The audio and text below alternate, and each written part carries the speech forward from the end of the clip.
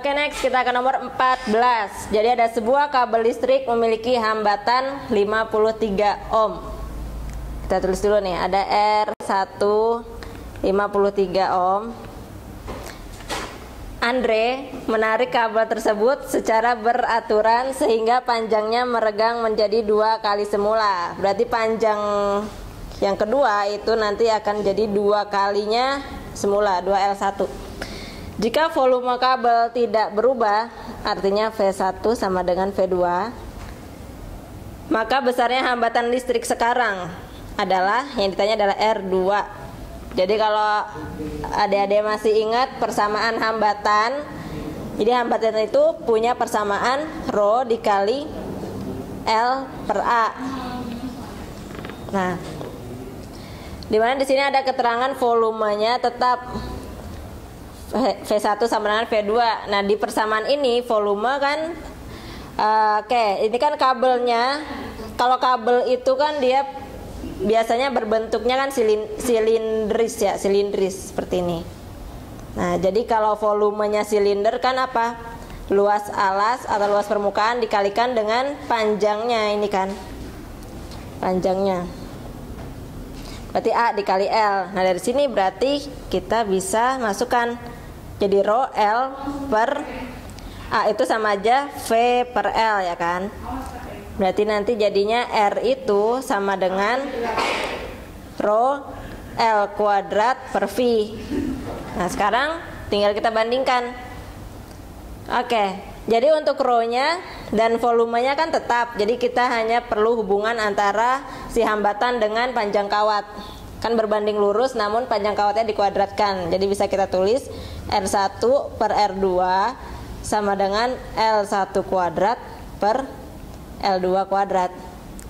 Nah, nanti ini akan menghasilkan R1-nya 53, R2-nya yang dicari, L1 kuadrat berarti L1 kuadrat tetap, L2 kuadratnya adalah 2L1 kuadrat, dikuadratkan berarti 4L1 kuadrat. Ini bisa kita coret.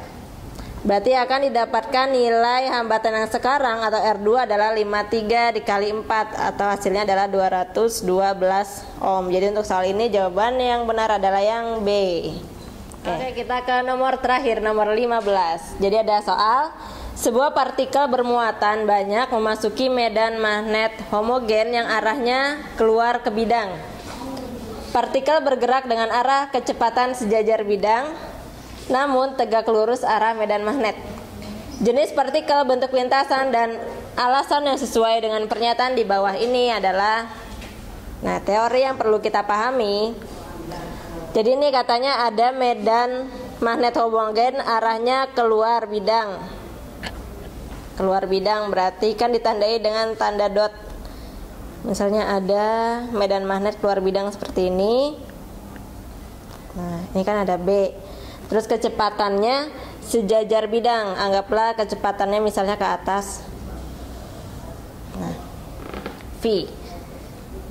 Nah, sesuai dengan aturan kaidah tangan kanan, jika muatannya adalah muatan positif,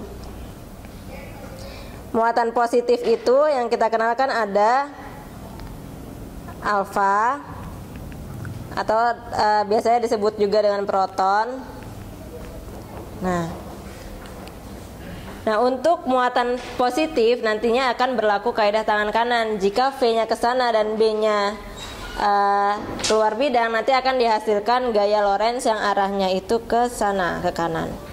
Nah, akibat adanya pengaruh gaya Lorentz, si kecepatan partikel yang tadinya lurus dia akan terpengaruh oleh gaya sehingga menyebabkan dia nantinya berbelok. Berbeloknya ke arah F. Berarti kan kalau seperti ini dia berarti searah jarum jam ya kan. Itu untuk muatan positif. Sedangkan untuk muatan negatif yang biasanya dikenal dengan beta atau elektron, jika ada V sejajar bidang seperti ini, nanti dia akan berlaku kaidah tangan kiri. Nah, kaidah tangan kiri. Kaidah tangan kiri yang menyebabkan si gerak partikel yang awalnya lurus akan mengalami gaya Lorentz yang arahnya ke kiri. Nah, yang menyebabkan tadinya yang gerak partikel itu lurus akan membelok ke arah si gaya itu.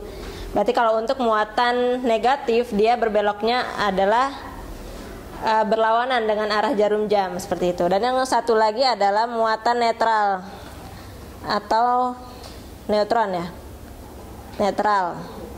Yang dikenal dengan neutron atau gamma.